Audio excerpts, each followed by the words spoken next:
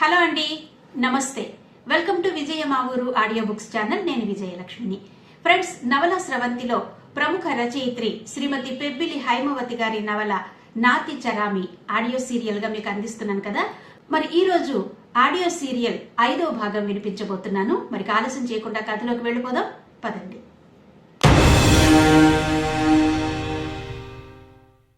రోజులు గడిచిపోతున్నాయి, ఏ మార్పు లేకుండా.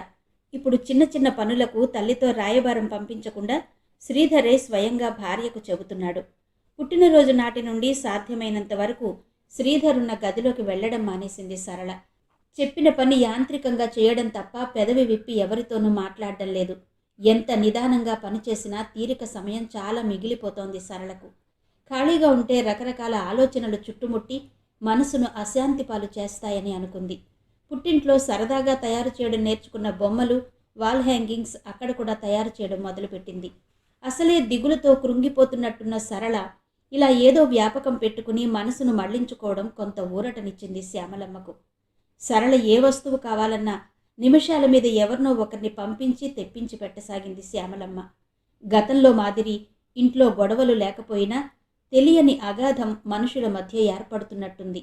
నవ్వడం మర్చిపోయినట్టుగా ఉన్న కోడలి వైపు చూస్తూ ఉంటే శ్యామలమ్మ గుండె తరుక్కుపోసాగింది. పైకి మామూలుగా కనిపించే వీళ్లకు సఖ్యత ఎందుకు కుదరలేదో శ్యామలమ్మకు అంతుపట్టలేదు. అలాగని కోడలిని అడగలేకపోతోంది. సరళ మౌనం ఆమెను భయపెడుతోంది. పనంతా అయ్యాక చేతిలో పుస్తకం పుచ్చుకుని డాబా మీదకు వెళ్ళింది సరళ. రోజు సాయంత్రం పూట డాబా మీద గడుపుతూ పుస్తకం చదువుతూనో పక్కింటమ్మాయి పాడే పాటలు వింటూనే కాలం గడిపేస్తూ ఉంటుంది సరళ. చేతిలో పుస్తకం ఉన్నా మనసు దాని మీద కేంద్రీకరించలేకపోయింది. సినిమాల్లో చూపించే సన్నివేశాలకే తను తీవ్రంగా స్పందించి ఆ సినిమా తీసేవాళ్లను తిట్టిపోసేది. పరిస్థితులు ఏమైనా 2 పడవల మీద కాళ్లు పెట్టి ప్రయాణించే వాళ్లను అసహ్యించుకునేది. కానీ అదే తను ఈరోజు తన భర్త వేరే స్త్రీతో సంబంధం ఉందని తెలిసినా ఏమీ చెయ్యలేకపోతోంది. పెళ్లికి ముందు అలాంటి సినిమా చూసి ఆ రోజు అక్కయ్యతో ఏమంది తను? నాకే గాని అలాంటి పరిస్థితి ఎదురైతే అక్కడితో ఆ సంబంధానికి గుడ్ బై కొట్టి స్వతంత్రంగా బ్రతుకుతాను అంది. కానీ అదే తను ఈరోజు తన భర్తకి వేరే స్త్రీతో సంబంధం ఉందని తెలిసినా ఏమీ చెయ్యలేకపోతోంది. అసలు ఈ ఆడవాళ్లలో పిరికితనము, వెనకబాటుతనము పోనంతకాలం మగవాళ్ల ఆటలు ఇలా సాగుతూనే ఉంటాయి అనుకుంది ఆ రోజు. కానీ ఇప్పుడు తను చేస్తున్నదేంటి? అమ్మా నాన్నల ఆర్థిక పరిస్థితులు, పరువు ప్రతిష్టలు అనుకుంటూ తనకి తనే బందీ అయిపోయింది ఆ ఇంట్లో. ఎప్పటికప్పుడు తెగించి ఏదో ఒక నిర్ణయం తీసుకోవాలని ఉన్నా ఏదో జంకు వెనక్కి లాగేస్తోంది. అది శ్రీధర్ మీద ప్రేమో, వివాహబంధ మహిమో అర్థం కాలేదు సరళకు. ఆమె ఆ విధంగా ఆలోచిస్తున్నట్టు ఊహించలేదు శ్రీధర్. రేఖకి ఏమైనా బహుమతి కొంటే ఆమెతో పాటు సరళకి కూడా ఏదైనా తెచ్చి ఇచ్చేవాడు అభిమానంగా. వాటిని వద్దని నిరాకరించకపోయినా భర్త చూపించే ఆదరణ, మరెవరో దయాదాక్షిణ్యాల మీద ఇస్తున్నాడనే భావన వాటిని మనస్ఫూర్తిగా స్వీకరించేలా చేయలేదు. శ్రీధర్ మాత్రం సమయం చిక్కితే చాలు రేఖ మంచితనం గూర్చి సరళ గుర్తించాలని ఎంతో తాపత్రయపడి ఆమె మంచితనం గూర్చి చిలవలు పలవలుగా వర్ణించి చెప్పేవాడు. అన్నీ మౌనంగా వింటుంది, కానీ తన అభిప్రాయాలను ఇది అని ఏనాడు శ్రీధర్కి చెప్పలేదు సరళ. పోస్ట్ మ్యాన్ ఉత్తరం తెచ్చి ఇచ్చినట్టున్నాడు. అమ్మాయి సరళ, నీకేవో ఉత్తరాలు వచ్చినట్టున్నాయి చూడు అంటూ కేక వేసింది శ్యామలమ్మ. పని చేసుకుంటున్న సరళ వచ్చి వాటిని తీసుకుంది. ఎక్కడి నుంచి అత్తమ్మా ఆ ఉత్తరాలు అని అడిగింది శ్యామలమ్మ. నా ఫ్రెండ్ రాశారత్తయ్య, ఇదేమో నాన్నగారు రాశారు. కవర్ ఓపెన్ చేసింది సరళ. చదవడం పూర్తయ్యాక, అంతా బాగున్నారా అమ్మా అని అడిగింది శ్యామలమ్మ. బాగున్నారత్తయ్య, చూడాలనుంది, ఒకసారి వచ్చి వెళ్ళమంటున్నారు అంది సరళ. నిజమే, కన్నవాళ్ళు కదా, వాళ్ళ ఆశలు వాళ్లకుంటాయి. పోనీ ఒకసారి వెళ్ళి రాకూడదు అంది శ్యామలమ్మ. ఆ మాటలకి ఏమీ జవాబు చెప్పకుండా సందిగ్ధంలో పడిపోయింది సరళ. గదిలోకి వెళ్ళి మాధవి రాసిన ఉత్తరం తీసింది మరోసారి చదివేందుకు. డియర్ సరళ, ఎలా ఉన్నావు? దీంతో 3వ ఉత్తరం నీకు రాయడం. ఒక్కదానికి నువ్వు జవాబివ్వలేదు. నన్ను మర్చిపోయావా? రాసేందుకు నీకు తీరిక లేదా? నేను రాసిన ఉత్తరాలు నీకు చేరుతున్నాయా లేదా అన్న అనుమానం వస్తోంది నాకు. నీతో మాట్లాడాలని ఆశగా ఉంది సరళ. ఒకసారి విశాఖపట్నం రారాదు? నీకు పెళ్ళైన కొత్తలో ఆ రోజు మీ ఇంట్లో నిన్ను చూసిన దగ్గర నుండి నాకు అనేక సందేహాలు కలుగుతున్నాయి సరళ నీ గురించి. ఈ మాట రాసేందుకు కూడా నాకు ధైర్యం చాలలేదు ఇన్నాళ్లుగా. నీ దగ్గర నుంచి ఎలాంటి సమాచారం లేకపోవడంతో నా ఊహలన్నీ నన్ను భయపెడుతున్నాయి. ఆ రోజు నీ ముఖంలో వెలితి దిగులు కనిపించాయి నాకు. నీ పెళ్ళయి వారం రోజులు కూడా కాలేదు. ఎందుకలా ఉన్నావో అర్థం కాలేదు నాకు. నిత్యం సంతోషంగా వెలిగిపోయే నీ ముఖం అలా ఎందుకుందో తెలియలేదు. మన ఫ్రెండ్స్తో ముందుకు వెళ్ళిన నేను వెంటనే వెనక్కు వచ్చి సంగతేంటి అని నిన్ను అడిగేద్దామనుకున్నాను. కానీ నేను సింగిల్గా వెనక్కి రావడం ఏదైనా సీన్ క్రియేట్ చేస్తుందేమో అని వెనక్కి తగ్గాను. ఆ రోజు నుండి నీ ఆలోచనలే నా మెదడును తొలిచేస్తున్నాయి. నా ఊహలన్నీ నిజం కాదని ఒక్క మాట రాయవా సరళ? ఈ మాటలన్నీ ఫోన్లో అడిగి తెలుసుకోవచ్చు. కానీ దాని వలన ఏదైనా సమస్య నీకొస్తుందేమోనని భయపడి ఈ ఉత్తరం రాస్తున్నాను. దయచేసి ఇప్పటికైనా జవాబివ్వవే సరళ. నీ జవాబు కోసం ఎదురు చూసే నీ మాధవి. చదవడం ముగించేసరికి జలజల కన్నీళ్లు జారి ఉత్తరాన్ని తడిపేసి అక్షరాలను చెరిపేశాయి. తన ఆవేదనను చెప్పకుండానే గ్రహించిన మొదటి ప్రాణి మాధవి కావడంతో ఆమె రాసిన ఉత్తరాన్ని హృదయానికి హత్తుకుంది. వెంటనే లేచి కాగితం కలం తీసుకుని జవాబు రాసేందుకు ఉపక్రమించింది. డియర్ మాధవి, ఇప్పుడే నీ ఉత్తరం. ఇదే కాదు, ఇంతకుముందు నీవు రాసిన 2 ఉత్తరాలు అందాయి. కానీ నాకే జవాబు రాయాలనిపించలేదు. నీకే కాదు, ఎవరికీ నేను ఉత్తరాలు రాయడం లేదు. అమ్మా నాన్నలకు మాత్రం కంగారు పడతారని పొడి పొడిగా రాస్తున్నాను. అంతే. నా కోసం ఎంతో ఆదుర్దా పడుతూ రాశావు. నీ ఊహలన్నీ నిజం కాదని చెప్పమని ప్రాధేయపడ్డావు. కానీ మాధవి, నీ ఊహలన్నీ నిజమేనే. అయినా నేనిక్కడ ఎందుకు ఉంటున్నానో నాకే తెలియదు. నా భర్త ఇది వరకెవరినో ప్రేమించాడట. ఆమెకు పెళ్ళైపోయింది. అయినా ఆమెనే ప్రేమిస్తున్నాడాయన. ఆమెతోనే ఎక్కువ కాలం గడుపుతున్నాడు. ఆమె భర్తకి తెలిసినా పెద్దగా పట్టించుకోడట. వాళ్ళిద్దరూ అమర ప్రేమికులమని అనుకుంటున్నారు తమని తాము. మా వారు ఆమె గొప్పతనం గురించి, ఆమెకు జరిగిన అన్యాయం గురించి ఎప్పుడూ ఏదో ఒకటి చెబుతూనే ఉంటారు. ఇంకా రాయాలంటే చాలా ఉంది. కానీ నాకే ఓపిక లేదు. మా అత్తగారు చాలా మంచివారు. నన్ను కన్న కూతురిలా చూసుకుంటారు. కానీ అదొక్కటే సరిపోతుందా జీవితానికి? ఆవిడ కొడుకు మెడలు వంచి పెళ్ళైతే చేసింది, కానీ నాతో కాపురం మాత్రం చేయించలేకపోయారు. పెళ్ళైనా నేను కన్యగానే మిగిలిపోయాను. ఇంతకంటే ఇంకేం చెప్పగలను? నా బాధ ఇది అని నీకు ఫోన్ చేసి చెప్పవచ్చు, లేదా ఉత్తరం రాయవచ్చు. కానీ ఎందుకో ఆ పని చెయ్యలేకపోయాను. బహుశా కొత్త దంపతులు మీ మధ్య నా గురించి చెప్పి నిన్ను అశాంతి పాలు చేయడం ఎందుకని చెప్పలేకపోయాను నేను. ఇంతకంటే ఇంకేమీ లేదు. ఉంటాను, నీ సరళ. ఉత్తరం రాశాక సరళ మనసు కొంత తేలిక పడినట్టు అనిపించింది. ఇది జరిగిన వారం రోజులకు సరళకు ఇంటర్వ్యూ ఉందని రాజారావు గారి దగ్గర నుండి ఉత్తరం వచ్చింది. దాంతోపాటు కాల్ లెటర్ కూడా జత చేసి పంపాడాయన. అది చూడడంతోనే కారు చీకటిలో కాంతి రేఖలా అనిపించింది సరళకు. అది పుచ్చుకుని అత్తగారి దగ్గరకొచ్చింది సరళ. అత్తయ్య, రేపు గాని ఎల్లుండి గాని నేను విశాఖపట్నం వెళదామని అనుకుంటున్నాను అంది సరళ. మొన్ననే వెళ్ళి రమ్మన్నాను కదమ్మా. నువ్వు వెళితే వాళ్ళకి కొంచెం బెంగ తీరినట్టుంటుంది కదా అందావిడ. అది కాదత్తయ్య, నేను పెళ్లికి ముందు LIC కాంపిటేటివ్ ఎగ్జామ్స్కి రాశాను. దానికి సంబంధించి శనివారం ఇంటర్వ్యూ ఉందట. నాన్నగారు రమ్మని రాశారు అంటూ తండ్రి రాసిన ఉత్తరాన్ని కాల్ లెటర్ని శ్యామలమ్మ చేతిలో పెట్టింది. ఇంటర్వ్యూకి వెళితే ఉద్యోగం వచ్చినట్లే అనుకుంటాను దీంట్లో అంది శ్యామలమ్మ. బహుశా రావచ్చత్తయ్యా అంది సరళ. ఇప్పుడు ఈ ఉద్యోగం మనకు అంత అవసరం అంటావా అమ్మా అని అడిగింది శ్యామలమ్మ. వచ్చిన అవకాశాన్ని ఎందుకు వదులుకోవాలి? అది కాక ఇది నాకు కూడా కొంచెం మార్పుగా ఉంటుంది అంది సరళ ముఖం పక్కకి తిప్పుకుని. అమ్మా, నువ్వు వెళ్ళిపోతే ఇక్కడంతా ఎవరు చూసుకుంటారా అంది శ్యామలమ్మ దిగులుగా చూస్తూ. చూసుకునేందుకు ఏముందత్తయ్య, నేనున్నా లేకున్నా ఒకటే అంది నిర్లిప్తంగా. అది కాదమ్మా, వాడిప్పుడిప్పుడే దారిలో పడుతున్నాడు. ఇలాంటి సమయంలో నువ్వు వెళ్ళిపోతే మళ్ళీ మొదటికే వస్తుంది అంది శ్యామలమ్మ. నేనున్నంత మాత్రాన ఆయన మారతారంటారా? మీకుందేమో కానీ నాకు అటువంటి ఆశ ఏమాత్రం లేదు అంది సరళ. ఆవిడకు అర్థమైపోయింది కోడలు బాగా ఆలోచించుకునే ఈ నిర్ణయం తీసుకుందని. మళ్ళీ ఎప్పుడొస్తావమ్మా అడిగింది ఇంకా ఆశ చావని శ్యామలమ్మ. ఇంకా ఏమీ అనుకోలేదత్తయ్యా. ఎటూ తేల్చుకోలేని స్థితిలో ఉన్నాను. ఏం చెయ్యాలి అనేది ఇకపైన ఆలోచించాలి అంది సరళ. తొందరపడకమ్మా సరళ. ఇప్పుడు నువ్వు వాడిని విడిచిపెడితే పూర్తిగా మనకు కాకుండా పోతాడు. అంది శ్యామలమ్మ దిగులుగా చూస్తూ. పేలవంగా నవ్వింది సరళ. ఇప్పుడు మాత్రం ఆయన ఏమంత అందుబాటులో ఉంటున్నారు చెప్పండి? ఏదో తిండి తిని నిద్రపోవడానికి తప్ప ఆయనకి ఇల్లు గుర్తుకు రాదు కదా. ఇంకా అలాంటప్పుడు నేనిక్కడ ఉంటేనేమి వెళ్తేనేమి అంది సరళ నిస్తేజంగా. అలా అనకమ్మా, నీకు చెప్పేదాన్ని కాదు, కానీ న్యాయంగా నీ పట్ల ప్రవర్తించాడని కూడా నేను అనను. ఇంతకాలం ఓపిక పట్టిన దానివి, మరికొంతకాలం ఓపిక పట్టలేవా? చదువుకున్న దానివి, నలుగురిని చూస్తున్న దానివి, నీ అందచందాలతో వాడిని నీ దారికి తెచ్చుకోలేవా? అంది శ్యామలమ్మ.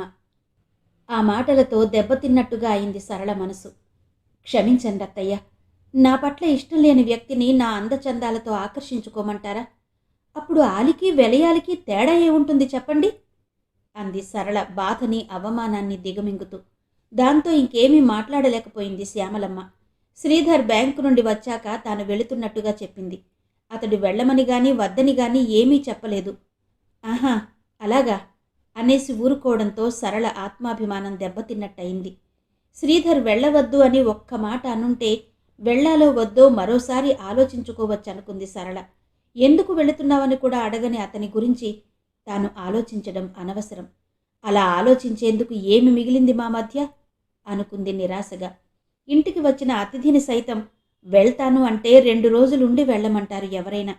అలాంటిది కట్టుకున్న భార్య ఊరు వెళతానంటే ఎందుకు ఏమిటని గాని ఎప్పుడొస్తావని గాని అడగని భర్త కోసం ఇంకా వెర్రిగా ప్రాకులాడడం దండగానుకుంది.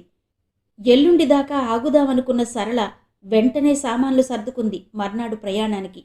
శ్యామలమ్మ మాత్రం కంట తడి పెట్టుకుంటూ సాగనంపింది కోడల్ని. మళ్ళీ చూస్తానో చూడనో అన్నట్టుగా రోడ్డు చివరి వరకు కనిపించినంతసేపు అలా చూస్తూనే నిల్చుంది వీధిలో. సరళ వెళ్ళిపోయాక ఇల్లంతా బావురుమన్నట్టుగా ఉందామెకు. పొంగి వస్తున్న దుఃఖంతో మంచం మీదకు ఒరిగిపోయింది. ఆటో దిగి వస్తున్న కూతుర్ని చూసి ఎదురు వెళ్ళి ఆప్యాయంగా పలకరించింది అన్నపూర్ణమ్మ. అదేంటే, వస్తున్నట్టుగా ఫోన్ చేస్తే నాన్నగారు స్టేషన్కి వచ్చేవారు కదా అందామె. ఇదేమైనా నాకు తెలియని ఊరా అమ్మ స్టేషన్కి వచ్చేందుకు అంది సరళ ఇల్లంతా కలియ చూస్తూ. అల్లుడుగారు మీ అత్తగారు బాగున్నారా? ఇదేంటి ఇంత చిక్కిపోయావు? ఏవైనా విశేషం ఉందా అని అడిగింది అన్నపూర్ణమ్మ ఆశగా చూస్తూ. అలాంటివేమీ లేవు గాని అన్నయ్య కనిపించడం లేదు, ఎక్కడికి వెళ్ళాడు అని అడిగింది సరళ. అన్నయ్యకు పెందుర్తి జూనియర్ కాలేజీలో లెక్చరర్గా ఉద్యోగం వచ్చిందమ్మా అంది అన్నపూర్ణమ్మ సంతోషంగా. నిజమేనా? మరి నాకు చెప్పలేదేంటమ్మా? రాని, వాడి పని అయిపోతుంది వాళ్ళ అంది సరళ. ఇంట్లో అడుగు పెట్టావో లేదో అప్పుడే పోట్లాటికు సిద్ధమైపోయావా అంది అన్నపూర్ణమ్మ నవ్వుతూ. పోమ్మా, నువ్వెప్పుడూ ఇంతే, అడిగిన దానికి జవాబు చెప్పకుండా ఏదేదో అంటావు అంటూ లోపలికి వెళ్ళింది సరళ. స్నానం చేసి టిఫిన్ తిన్నాక, అమ్మా నేనొకసారి మాధవి వాళ్ళింటికి వెళ్ళి వచ్చేస్తాను అంది సరళ అన్నపూర్ణమ్మతో. ఏంటమ్మా ఇది, ఇలా వచ్చేవో లేదో అలా షికార్లు మొదలు పెట్టేస్తున్నావు అంది అన్నపూర్ణమ్మ నిష్ఠూరంగా. కాదులే అమ్మా, ఇప్పుడు వెళితే నాన్నగారు అన్నయ్య డ్యూటీ నుండి ఇంటికి వచ్చేసరికి నేను వచ్చేస్తాను. ప్లీజ్ అమ్మా, తొందరగా వెళ్ళి వచ్చేస్తాను కదా అంది సరళ. సరే మరి, తొందరగా వెళ్ళిరా అంది అన్నపూర్ణమ్మ. అలాగే అమ్మా, రేపు మాధవి వాళ్ళ అత్తగారింటికి వెళుతుందట, అందుకే ఇప్పుడు వెళ్తున్నాను అంది. సరేలే, తొందరగా వచ్చేయి అంది అన్నపూర్ణమ్మ. సరళ వెళ్ళేసరికి మాధవి తల చిక్కులు తీసుకుంటోంది. వెనక నుండి వెళ్ళి కళ్ళు మూసింది సరళ. సరళ రాకని ఏమాత్రం ఊహించలేని మాధవి వెంటనే చెప్పలేకపోయింది. సరళ చేతులు తీసేసి, చెప్పలేకపోయావు నువ్వు అంటూ హాయిగా నవ్వేసింది. స్నేహితురాల్ని చూడ్డంతోనే మాధవి మొహం వికసించింది.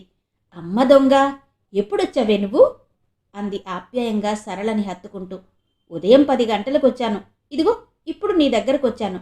ఏంటి పొట్ట ఎత్తుగా ఉంది? ఎన్నో నెల అని అడిగింది సరళ. 5వ నెల. నువ్వెలా ఉన్నావు అంది మాధవి. కంగ్రాట్స్ మాధవి అంది సరళ ఉత్సాహంగా. థ్యాంక్స్ సరళ, ఇంతకీ ఎలా ఉన్నావే నువ్వు అని అడిగింది మాధవి ఆరాటంగా. నా సంగతికేం గాని నీ సంగతులు చెప్పవే అంది సరళ. ఎలా ఉన్నావు నువ్వని అడిగితే నా సంగతులు చెప్పమంటావేంటే? అతడిలో ఏవైనా మార్పు వచ్చిందా అని అడిగింది మాధవి. అంతవరకు ఉత్సాహంగా ఉన్న సరళ ముఖం వాడిపోయింది. కొత్తగా వచ్చే మార్పేమీ లేదే. నా ఉత్తరం అందిందా? అది ముందు చెప్పు అని అడిగింది సరళ. అందింది కనుకే ఈ మాట అడుగుతున్నాను అంది మాధవి. ఇంకా అడిగేందుకేమీ లేదు మాధవి, అంతా అయిపోయింది అంది సరళ నిర్లిప్తంగా. సరళా అంది మాధవి ఆరాటంగా. అవును మాధవి, ఎంత ఆలోచించినా నాకు మరో మార్గం కనబడడం లేదు. అక్కడ నా ఉనికికే అర్థం లేదనిపించింది. ఈ విషయంలో నీ సలహా కోసమే ఇక్కడికొచ్చాను అంది సరళ. ఏం సలహా ఇమ్మంటావే? నువ్వు పడుతున్న బాధని కాదని అనలేను, అలా అని వెళ్ళిపోమ్మని కూడా చెప్పలేను అంది మాధవి స్నేహితురాలి వంక దిగులుగా చూస్తూ. అదంతా వదిలే. నేను ఎల్ఐసి టెస్ట్లో పాస్ అయ్యానని నీకు తెలుసు కదా. ఎల్లుండి ఇంటర్వ్యూ ఉంది. దానికోసమే ఇప్పుడొచ్చాను. జాబ్ గ్యారంటీగా వస్తుందని నా నమ్మకం. అలాగే ఇక్కడే ఉండిపోవాలని అనుకుంటున్నాను నేనిక మీదట అంది సరళ. జాబ్ రాకపోతే వెళ్ళిపోతావా అంది మాధవి స్నేహితురాలి వంక జాలిగా చూస్తూ. ఏం చెయ్యను. అసలు నేనిలా రావడం సరైందేనంటావా అని అడిగింది సరళ.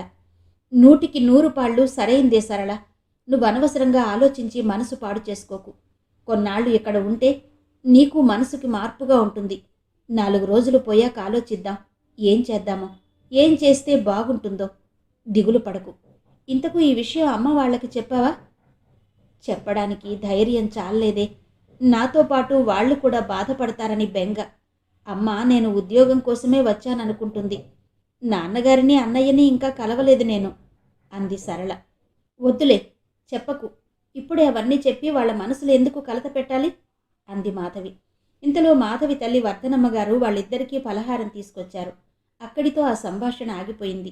సరళ మాధవి ఇంటి నుండి వచ్చేసరికి రాజారావు వచ్చి ఉన్నాడు ఆఫీసు నుండి. సరళను చూడ్డంతోనే వచ్చావా అమ్మా అంటూ అక్కున చేర్చుకున్నాడు కూతుర్ని.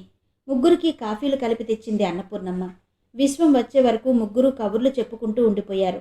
విశ్వం రావడంతోనే హాయ్ అన్నయ్య, కంగ్రాచ్యులేషన్స్, ఎంత సంతోషంగా ఉందో తెలుసా జాబ్ వచ్చినందుకు. అయినా చిన్న కోపంగా కూడా ఉంది. నీకు జాబ్ వచ్చిన విషయం నాకు చెప్పలేదు కదా అంది సరళ కినుకగా.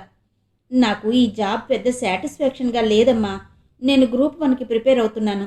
అందుకే ఈ సంగతి నీకు చెప్పలేదు. అది సరే, బావగారు మీ అత్తగారు ఎలా ఉన్నారు అని అడిగాడు విశ్వం. బాగున్నారన్నయ్య. ఇంతకు ఎందుకు నీకు ఈ జాబ్ నచ్చలేదు అని అడిగింది సరళ. కారణం ప్రత్యేకంగా ఏమీ లేదమ్మా. ఎందుకో నాకు లెక్చరర్ జాబ్ నచ్చలేదు మొదటి నుంచి. నా దృష్టంతా సివిల్స్ మీదే ఉంది అన్నాడు విశ్వం. మరైతే ఎప్పుడూ ఈ సంగతి మాతో అనలేదే? కనీసం నాన్నగారు కూడా ఎప్పుడూ అనలేదే అంది సరళ ఆశ్చర్యంగా. నేనే చెప్పవద్దన్నాను నాన్నగారితో. ఏకంగా మంచి ర్యాంకు సాధించాక చెప్పి నిన్ను సర్ప్రైజ్ చేద్దామనుకున్నాను అంటూ నవ్వాడు విశ్వం. అమ్మో, నువ్వు కనిపించవు గాని చాలా పెద్ద ప్లాన్స్ ఉన్నాయి అన్నయ్య నీకు. ఎనీహౌ, అడ్వాన్స్ కంగ్రాచులేషన్స్ అన్నయ్య అంది సరళ ఉత్సాహంగా. నీకు కూడా కంగ్రాచులేషన్స్ సరళ అన్నాడు విశ్వం. ఎందుకు? ఇంకా జాబ్ రాలేదు కదా నాకు అంది సరళ. క్వాలిఫై అయ్యావంటే జాబ్ వచ్చినట్టే కదా. ఈ ఇంటర్వ్యూ నామమాత్రమేలే అన్నాడు విశ్వం. అవునమ్మా, అన్నయ్య చెప్పింది కరెక్ట్. నీకు రాకపోతే ఇంకెవరికి వస్తుంది జాబ్? నీకొచ్చిన ర్యాంక్కి తప్పక వస్తుందిలే అన్నాడు రాజారావు హామీ ఇస్తున్నట్టుగా. అలా సరదాగా కబుర్లు చెప్పుకుంటూ నలుగురు ఉండిపోయారు. ఎన్నాళ్ళయింది ఇలా మనసు విప్పి మాట్లాడుకుని, హాయిగా నవ్వుకుని అనుకుంది సరళ. ఇంటర్వ్యూలో సెలెక్ట్ అయింది సరళ. దాంతో కొంత ఊరటగా అనిపించింది ఆమెకు. పోస్టింగ్ కూడా విశాఖపట్నంలోనే మెయిన్ ఆఫీసులో ఇచ్చారు. ఇంటికి ఆఫీసు వాకబుల్ డిస్టెన్స్ కావడంతో అంతా చాలా సంతోషించారు. వెంటనే ఆ కబురు అత్తగారికి తెలియచేస్తూ ఉత్తరం రాసింది. వెంటనే శ్యామలమ్మ తన ఆనందాన్ని తెలుపుతూ ఫోన్ చేసింది సరళకు. ఆమె ప్రతి మాటలోనూ తొంగి చూస్తున్న ఆర్తి, ఎప్పుడొస్తావమ్మా ఇక్కడికి అని అడగకనే అడుగుతున్న ఆమె తీరు సరళను కొంచెం సేపు మాట్లాడనివ్వలేదు. గొంతుకు ఏదో అడ్డుపడినట్టుగా అయింది. చివరికి పొడి పొడి మాటలతో ఫోన్ పెట్టేసింది సరళ. అవునే అమ్మాయి, నీకు ఉద్యోగం వచ్చినట్టు రాస్తే మీ అత్తగారు తప్ప మీ ఆయన ఫోన్ చేయడం కానీ ఉత్తరం రాయడం కానీ చెయ్యలేదేంటమ్మా? ఎందుకు చేయలేదు అంది అన్నపూర్ణమ్మ. తల్లి మాటలకు వెంటనే ఏం జవాబు చెప్పాలో అర్థం కాలేదు సరళకు. చివరకు గొంతు పెగుల్చుకుని, ఆయనకు తీరికుండదమ్మా అంది, విషయం ఇప్పుడప్పుడే బయట పెట్టడం ఇష్టం లేక. ఇదేం చోద్యమే? భార్యకు ఒక ఫోన్ చేయడానికి కానీ ఉత్తరం రాయడానికి కానీ ఆయనకు తీరిక లేదా? కొత్తగా పెళ్ళైన వాళ్ళు ఎలా ఉండాలి అంది ఆశ్చర్యపోతూ అన్నపూర్ణమ్మ. ఇప్పుడు ఇదంతా ఎందుకమ్మా? నాకు ఆఫీస్కు టైం అవుతుంది, అన్నం పెట్టు అంది సరళ విసుగు దాచుకుంటూ. సరళ ధోరణి ఏమీ అర్థం కానట్టు చూసి అక్కడి నుంచి వెళ్ళిపోయింది అన్నపూర్ణమ్మ. అమ్మ అన్నట్టు కొత్తగా పెళ్ళైన భార్యాభర్తల మధ్య ఉండవలసిన అనురాగం, ఆత్మీయత మా ఇద్దరి మధ్య ఉంటే ఉద్యోగం పేరుతో ఇలా పారిపోయి వచ్చేదా తను అనుకుంది సరళ దిగులుగా. సరళ ఉద్యోగంలో జాయిన్ అయ్యి 2 నెలలైంది. అత్తవారింటికి వెళ్లడం గాని, శ్రీధర్ విశాఖపట్నం రావడం గాని జరగలేదు. కనీసం వారి మధ్య ఉత్తరాలైనా నడవలేదు. ఉద్యోగం కోసం పుట్టింటికి వచ్చింది కనుక ప్రత్యేకంగా ఎవరికీ ఎటువంటి అనుమానమూ రాలేదు సరళ మీద. కానీ అన్నపూర్ణమ్మ మనసులో మాత్రం ఇది అని చెప్పలేని ఆందోళన, దిగులు చోటు చేసుకుంది. కూతుర్ని అడిగితే దాటవేస్తోంది తప్ప సరైన సమాధానం ఇవ్వదు. అలాగని వదిలేసి ఊరుకోలేకపోతున్నది. సరళ పెళ్ళయిన తర్వాత వారిద్దరూ వచ్చినప్పుడు కూతురు అల్లుడు మసిలిన తీరు, ఇప్పుడిలా సరళ ఉద్యోగం పేరుతో వచ్చి ఇక్కడే ఉండిపోవడం, శ్రీధర్ ఫోన్ చేయకపోవడం ఇంతవరకు ఆమెలో మెదులుతున్న అనుమానాన్ని ధృవపరిచాయి.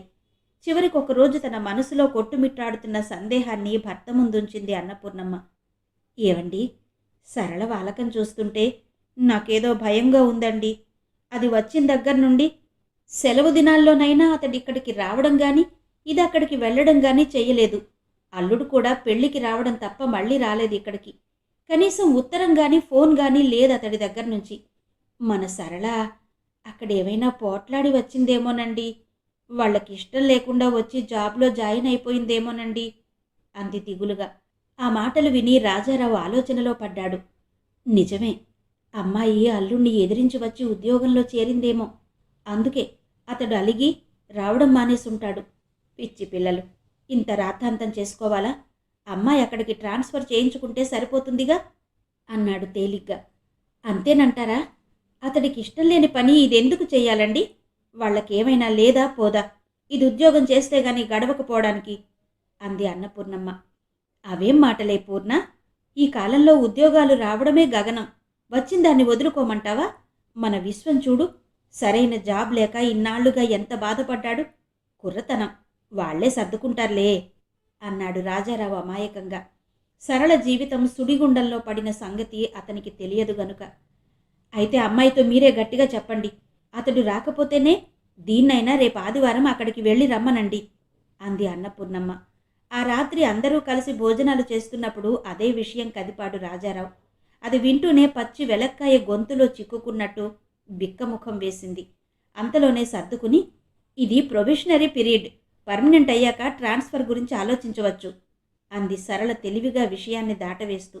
చూస్తుండగానే సరళ ప్రొబేషనరీ పీరియడ్ అయిపోయింది. ఇన్నాళ్లలో సరళ ఒక్కసారిగా కూడా అత్తవారింటికి వెళ్ళకపోవడం, అల్లుడు ఇక్కడికి రాకపోవడంతో అన్నపూర్ణమ్మకే గాక ఇరుగు పొరుగు వారికి కూడా అనుమానాలు రాసాగాయి. వారందరూ రకరకాల ప్రశ్నలతో అన్నపూర్ణమ్మను వేధించడం మొదలుపెట్టారు. వాళ్ళడిగిన దానికి సరైన జవాబు చెప్పలేక అవస్థలు పడసాగిందామె. మొగుడు కొట్టినందుకు కాక తోడికోడలు నవ్వినందుకు అన్నట్టుంది అన్నపూర్ణమ్మ పరిస్థితి. రోజులు గడుస్తున్న కొద్దీ మెల్లమెల్లగా విశ్వంలో కూడా చెల్లెలి కాపురం సరిగ్గా లేదేమోనన్న ఆలోచన పీడించసాగింది. పెళ్లి మనుగుడుపులకు వచ్చినప్పుడు శ్రీధర్ ప్రవర్తన విశ్వం మనసులో భయాన్ని రేపింది. అసలు ఆ మాట అనుకునేందుకే ధైర్యం చాలలేదు. జరుగుతున్న దాన్ని చూస్తూ మిన్నకుండలేకపోయాడతడు. తండ్రితో కూడా తన భయాన్ని పంచుకున్నాడు. వచ్చిన కొత్తల్లో వారి మాటలను తేలికగా తీసుకున్న రాజారావు పెళ్ళయి ఏడాది తిరగకుండానే ఇలా జరిగిందేంటా అని మదనపడసాగాడు. వియ్యపురాలికి ఉత్తరం రాసి సంగతేంటో తెలుసుకుందామనుకున్నా సరళ ఎక్కడ బాధపడుతుందేమోనని ఆగిపోయాడు. ఏం చెయ్యాలి? సరళ కాపురాన్ని ఎలా నిలబెట్టాలి? బుర్రలు బద్దలు కొట్టుకోసాగారు ముగ్గురూ కలిసి. అసలు సమస్య ఏంటో తెలుసుకోకుండా మనం ఎలా పరిష్కరిస్తాం అన్నాడు విశ్వం. నాకు అదే అంతు పట్టడం లేదురా. పెళ్ళయి కళకళలాడుతూ సంసారం చేసుకోవలసిన పిల్ల ఇలా ఈ ఉద్యోగం చేయడమేంటో ఏమీ అర్థం కావడం లేదు. వాళ్లైనా కోడలు ఇక్కడికి వచ్చి ఇన్నాళ్లయింది, ఒక్కసారైనా రాలేదేంటి అని చూడడం లేదు అంది అన్నపూర్ణమ్మ బాధగా. పోనీ ఒక పని చేద్దామమ్మా, నిర్మలను ఇక్కడికి పిలిపిద్దాం. దాని ద్వారా అసలు విషయం తెలుస్తుంది. ఆ తర్వాత ఏం చెయ్యాలో ఆలోచిద్దాం. సరళ పైకి చెప్పకపోయినా లోలోపల బాగా కృంగిపోతున్నట్టే ఉంది. నవ్వుతూ మాట్లాడినా 10 ఏళ్లు పైబడినట్టుగా ఆ కళ్ళ కింద చారలు చూశారా అన్నాడు విశ్వం బాధ నిండిన గొంతుతో. ఏం చేస్తాం, దాని అదృష్టం అలా ఉంది. నువ్వన్నట్టు నిర్మల వస్తే అందరికీ బాగుంటుంది. వెంటనే ఫోన్ చెయ్యి అంది అన్నపూర్ణమ్మ. అన్నగారి ఫోన్ అందుకున్న వెంటనే నిర్మల ఉరుకులు పరుగులుగా వచ్చి వాలింది. ఉరుములేని పిడుగులా వచ్చిన అక్కను చూసి ఆశ్చర్యపడింది సరళ. ఏంటక్కా, ఇంత హఠాత్తుగా ఊడిపడ్డావు? అంది సరళ ఆశ్చర్యానందాలతో. ఏ రాకూడదా? చూడాలనిపించింది, వచ్చాను. నువ్వొచ్చి ఇన్ని రోజులైంది, ఒక్కసారైనా మా ఊరొచ్చావా? నీకుద్యోగం వచ్చినందుకు మీ బావ నేను పార్టీ అడుగుతామని భయమా? అంది నిర్మల నిష్ఠూరంగా. అయ్యో, అదేం లేదక్కా, వద్దాం వద్దాం అనుకుంటూ ఉండగానే ఇలా ఆలస్యమైపోయింది అంది సరళ సంజాయిషి ఇస్తున్నట్టుగా. చాలే, పోజులకు తక్కువేం లేదు. కనిపిస్తేనేమో ప్రేమలు, లేకపోతే అంతే సంగతులు అంటూ చెల్లెల్ని ప్రేమగా దగ్గరకు తీసుకుంది నిర్మల. రాజారావుకు అన్నపూర్ణమ్మకు నిర్మలను చూడ్డంతోనే పెద్ద భారం దింపుకున్నట్టుగా ఊపిరి పీల్చుకున్నారు. నిర్మల కోసం సరళ 2 రోజులు ఆఫీసుకు సెలవు పెట్టింది. అక్కా చెల్లెళ్ళిద్దరూ కలిసి ఎంతో హాయిగా ఊరంతా చుట్టి వచ్చారు. ఆ రోజు కైలాసగిరికి వెళ్దామని అడిగింది నిర్మల. ఇద్దరికి బాక్సులో టిఫిన్ పెట్టించుకుని బయలుదేరారు. కైలాసగిరి నుండి సిటీ ఎంతో అందంగా కనిపిస్తోంది. ఎంతో శ్రమపడి అన్ని మెట్లెక్కి వచ్చిన అక్కా చెల్లెళ్లకు ఆ గాలి, ఆ పరిసరాలు సేద తీర్చాయి. చిటికలో శ్రమంతా మరిచిపోయారిద్దరు. ఎంత బావుందే సరళ ఇక్కడ! సముద్ర కెరటాలు చూడు, ఎంత ఉధృతంగా మీదకు లేస్తున్నాయో, కిందకు పడుతున్నాయి. ఆ కృంగిపోతున్న సూర్యబింబం చూడు, అందమైన ఈ ప్రకృతికి హారతి పడుతున్నట్టుగా లేదు? అది చూసిన ఆకాశం కెంజాయ రంగు వెలుగులతో మెరిసిపోతున్నట్టుగా లేదు? అంది నిర్మల. ఆపవే బాబు నీ కవిత్వం, వచ్చిన దగ్గర నుండి చూస్తున్నాను. మరీ చిన్నపిల్లల ఇదే మొదటిసారి వచ్చినట్టు ఏంటా గెంతులు? అంది సరళ హాస్యంగా. ఏమోనే, ఎన్నిసార్లు చూసినా నాకెప్పుడూ కొత్తగానే ఉంటుంది. అవునులే, పెళ్ళయ్యాక నువ్వు పెద్ద ఆరిందా అయ్యావు కదా. అది సరే, ఏంటి విశేషాలు? ఉద్యోగం వచ్చాక మధ్య మధ్యలో నువ్వే అక్కడికి వెళ్తున్నావా, లేక మీ వారే ఇక్కడికి వస్తున్నారా అని అడిగింది నిర్మల ఏమీ తెలియనట్టుగా. అంతవరకు ఉత్సాహంగా వెలిగిపోతున్న సరళ ముఖం కాంతిహీనమైపోయింది. అది చూసిన నిర్మల, అదేంటి అలా అయిపోయావు అంది తెల్లబోయి చూస్తూ. నిజం చెప్పాలా వద్దా అని ఆలోచించిన సరళ ఎంతకాలమని దాస్తుంది తను? అడగకపోయినా నిత్యం వాళ్ల మనసులో కదిలే భయాందోళనలు తనకు తెలియనివి కావు. ఈ నిజం ఇప్పుడు బయట పెట్టక తప్పదు. అయినా ఎన్నాళ్లని ఈ భారం మోయగలదు తను? నిర్మలక్క కంటే ఆత్మీయులు ఎవరున్నారు నాకు? మాధవైతే తన బాధను పంచుకోగలిగింది, కానీ ఏమీ చెయ్యలేకపోయింది అనుకుంది సరళ. ఏమీ మాట్లాడకుండా ప్రతిమలా నిలుచుండిపోయిన సరళను పట్టుకుని కుదిపింది నిర్మల. ఏంటే సరళ, ఏమైందే నీకు అంటూ. ఏం లేదక్కా, నువ్వడిగిన ప్రశ్నకు జవాబు ఎలా చెప్పాలా అని ఆలోచిస్తున్నానంతే అంది సరళ. ఏంటే, నేనేమంత కాని ప్రశ్న వేసినట్టు? మీ ఆయన వస్తున్నాడా, లేక నువ్వే వెళ్తున్నావా అని అడిగాను. దానికింత ఆలోచన ఎందుకు అంది ఆశ్చర్యంగా చూస్తూ. ఆలోచించవలసిందే, ఎందుకంటే ఇక మీదట నేనక్కడికి వెళ్లడం గాని ఆయనిక్కడికి రావడం గాని జరగదు గనుక అంది నిర్లిప్తంగా చూస్తూ. సరళ, ఏమంటున్నావు నువ్వు అంది నిర్మల ఆందోళనగా చూస్తూ. అవునక్క, అదంతే. అటు చూడు, దూరంగా కనిపిస్తున్న ఆ నింగి, ఈ నేల కలుసుకున్నట్టుగా కనిపిస్తున్నాయి. కానీ అవి నిజంగా కలుసుకుంటాయా ఎప్పుడైనా? మేము అంతే అంది సరళ. ఈ డొంక తిరుగుడంతా మానేసి కాస్త అర్థమయ్యేటట్టు చెప్పవే బాబు అంది నిర్మల తల కొట్టుకుంటూ. ఏముందక్క చెప్పడానికి? మా పెళ్ళయ్యి వాళ్టికి సరిగ్గా 11 నెలలయింది. కానీ ఇంకా నేను కన్నెపిల్లనే అంటే నమ్ముతావా నువ్వు అంది సరళ. ఆ మాట వింటూనే, సరళ అంది నిర్మల చెల్లెలి భుజం మీద చెయ్యి వేస్తూ. ఈ 2 రోజులు ఎంత సరదాగా కాలం గడిపారో అదంతా ఆవిరైపోయినట్టుగా ఉంది.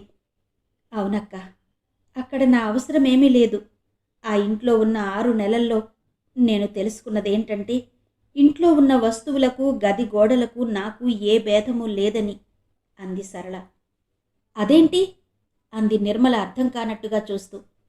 ఏంటంటే ఏం చెప్పను.